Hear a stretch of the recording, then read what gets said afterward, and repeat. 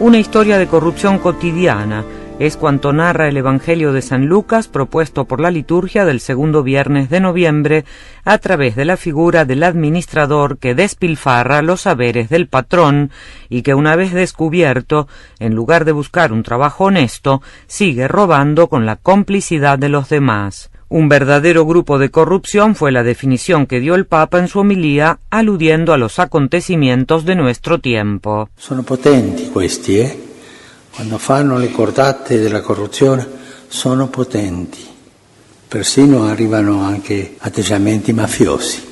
Questa è la storia, ma non è una favola questo, non è una storia che dobbiamo cercarla nei libri di storia antica, la troviamo tutti i giorni sui giornali, tutti i giorni.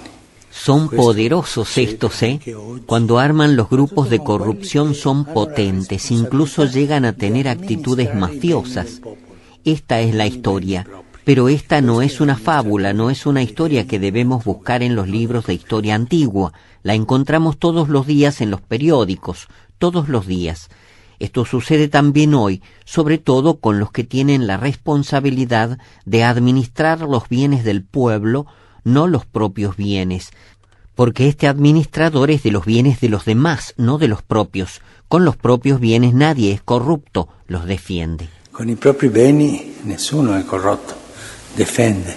De manera que la enseñanza que Jesús saca de este Evangelio, prosiguió diciendo el Papa Francisco, es precisamente la mayor sagacidad de los hijos de este mundo, su mayor corrupción, su astucia llevada adelante incluso con cortesía, con guantes de seda. ¿Existe entonces, se preguntó el Papa, una astucia cristiana? Ma se questi sono più scaltri dei cristiani, ma non dirò perché anche tanti corrotti si dicono cristiani. Si estos son más astutos que los cristianos, aunque no diré cristianos porque también tantos corruptos se dicen cristianos, si estos son más astutos que los que son fieles a Jesús, yo me pregunto, ¿existe una astucia cristiana? ¿Existe una actitud para quienes quieren seguir a Jesús, pero que no terminen mal, que no acaben siendo comidos vivos, como decía mi mamá, comidos crudos por los demás?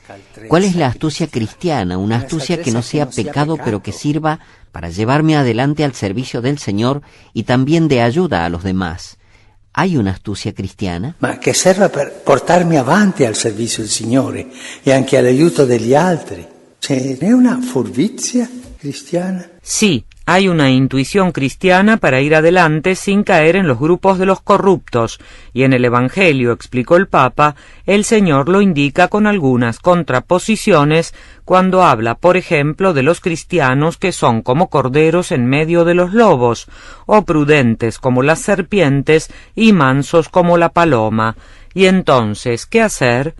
Con tres actitudes, Francisco indicó ante todo una sana desconfianza, es decir, estar atentos a quien promete mucho y habla mucho, como aquellos que te dicen, haz la inversión en mi banco que yo te daré un interés doble. La segunda actitud es la reflexión ante las seducciones del diablo que conoce nuestras debilidades. Y en fin, está la oración. Preghiamo oggi al Signore che ci dia questa grazia di essere furbi cristiani, di avere questa scaltrezza cristiana. Se è una cosa che il cristiano non può permettersi è di essere ingenuo.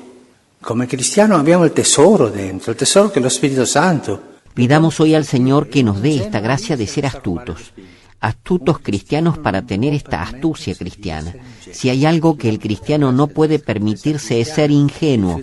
Como cristianos tenemos un tesoro dentro, el tesoro que es el Espíritu Santo. Debemos custodiarlo. Y un ingenuo allí se deja robar el espíritu.